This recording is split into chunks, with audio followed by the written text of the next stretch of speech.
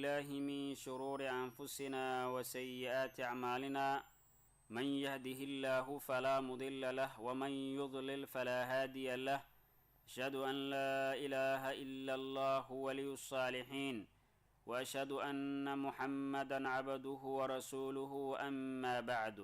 ولا ليال ولي وحن وجرنا محضرين كانوا هليني أحاديث كسابسان بشهر رمضان وعينه رؤوسه الشيغني إن المحاضرة وقيبين دون الله سدح قيبوت قيبت هور وحن وهل دونا أحاديث كهلا يا رمضان كهور قيبت لبعض وحن وهلينا وسونري أحاديث كسابسان بشهر رمضان جوده هذا قيب سدحنا وحن وهلينا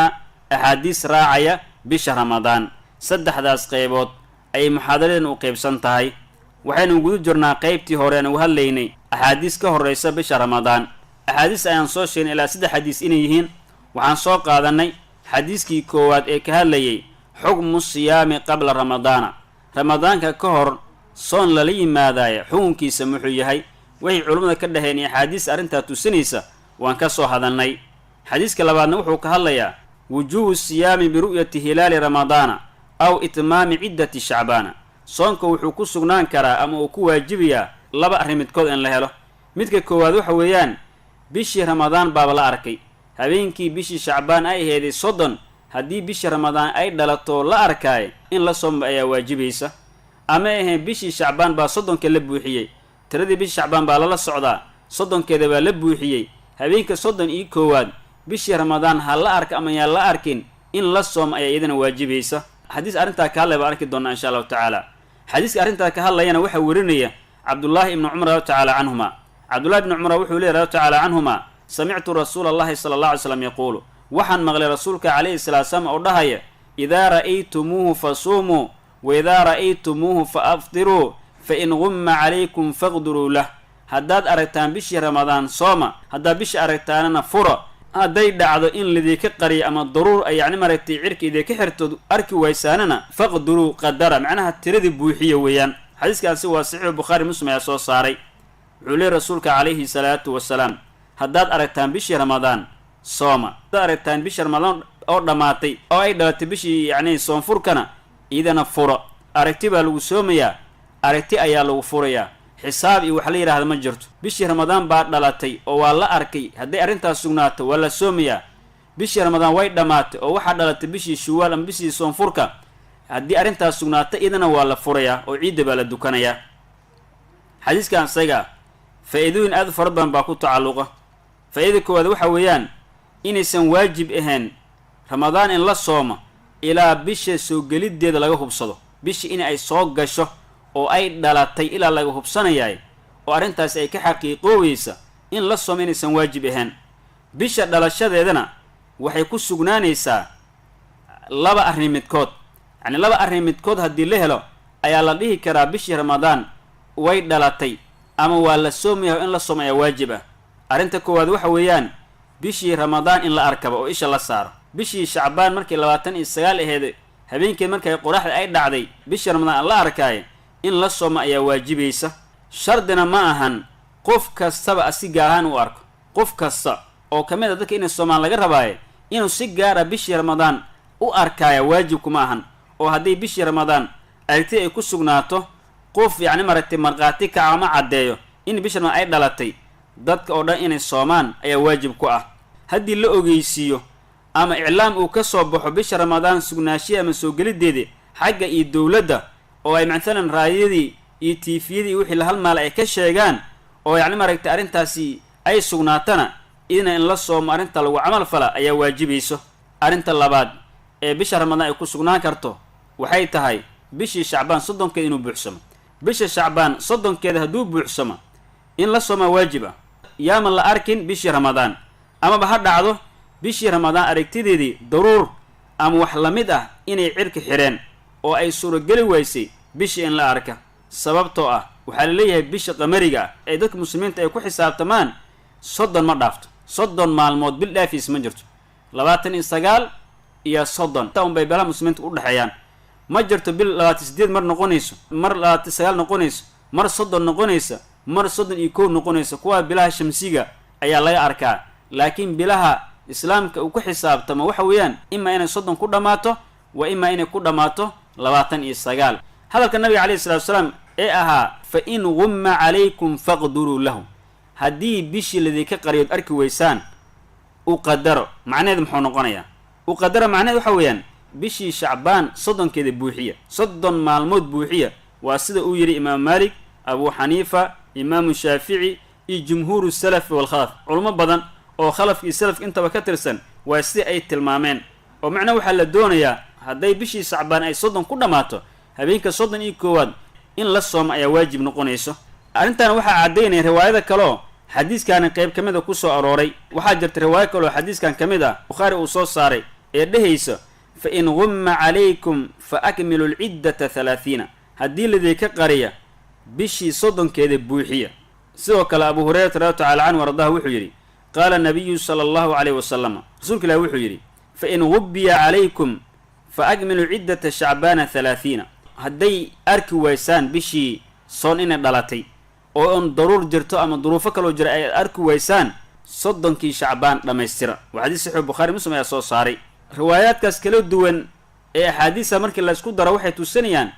in ay waajib noqonaysa bishii shacbaan 30 in la dhamaystira haddii bishii ramadaan aan la arag habeenka bishii shacbaan ay 29 inta laga soo gudbay ay 30 tahay waxaa leeyahay in bishii shacbaan ay 30 noqoto waajib noqonaya faa'idada labaad xadiiskan ku jiro waxa weeyaan man intaqala min baladin ila baladin aakhara qofkii ka wareegay balad ama wadan uu joogo ka guuray markaasoo wadan kale u guuray bishii ramadaan gudaheeda labada balad waxay kala duwan yihiin soonka bilawgiisa iyo dhamaashihiisaba qofka asaga maxaa la sameeyaa midalan waxa dhici karto inuu qofka asaga ah Soomaali ay u dhalatay bishii ramadaan gudaheeda inta lagu jiro ayuu inta u baxay wadan kale u aaday Turkiga buu aaday wadan kale ayuu aaday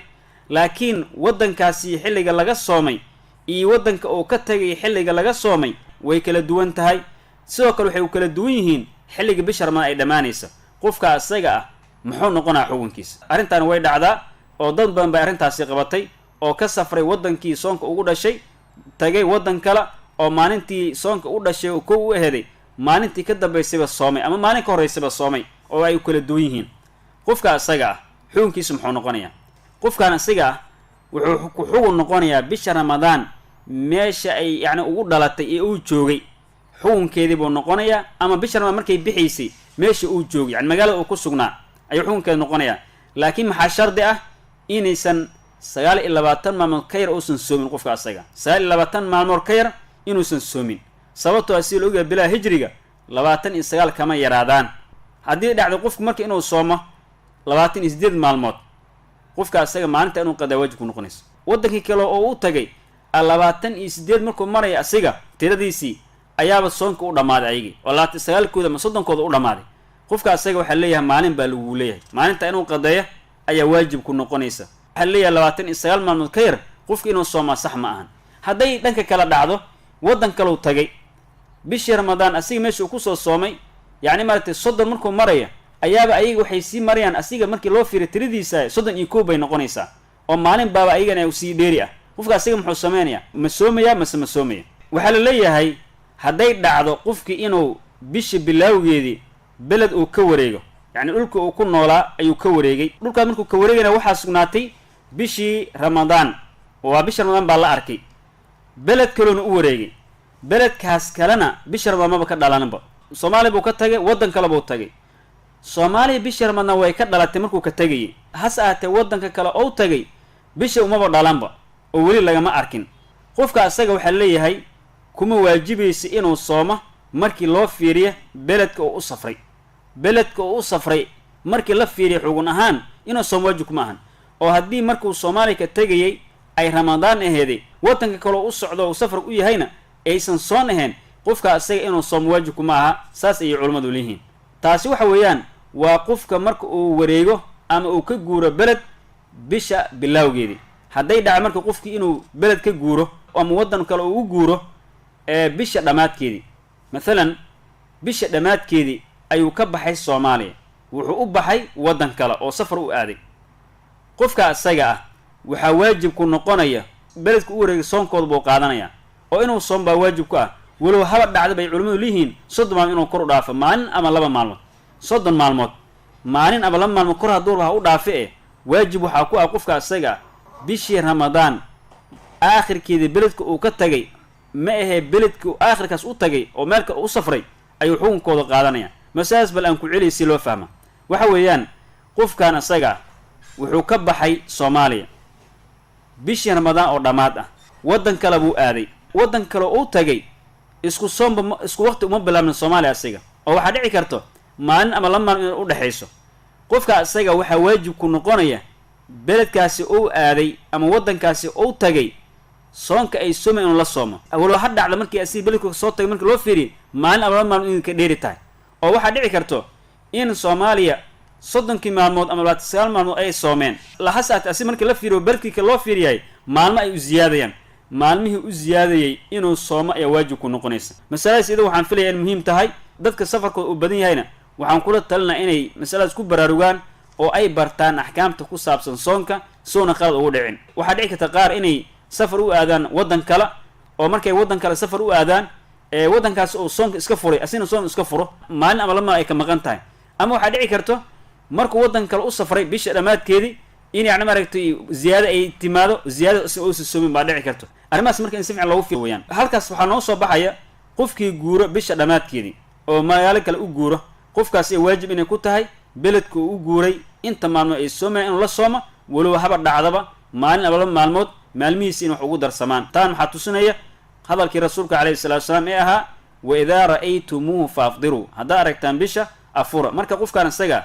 beledka uu markaa ku nool yahay weli bishi lagama arkin soo mahan marka inuu soomaa waajib ku noqonaysa waliba ha dhacdo in maalmo dheeri asi oo wata faa'idada saddexaad ee xadiiska ku jirtaa waxay tahay idaa saama annaasu dadka hadday soomaan 28 yawman 28 maalmood oo bisha ramadaan ka tirsan dadka waxay soomeen 28 maalmood oo bisha ramadaan ka tirsan thumma ra'aw hilaal shawaal kadibna bishii shawaal bay arkeen arrintan waxay ku sugnaatay shahaada la ictibaarina xagga sharci ahaan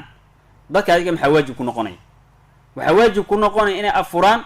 waxaana tusin hadalkii nabiga calayhi salaatu wasalaam ee ahaa wa idaa ra'aytumuuhu faafdiruu haddaad bisha aragtaan afuro bisha haddii la arko waa la afuraya arrinta bal aadam fahmna waxa weeyaan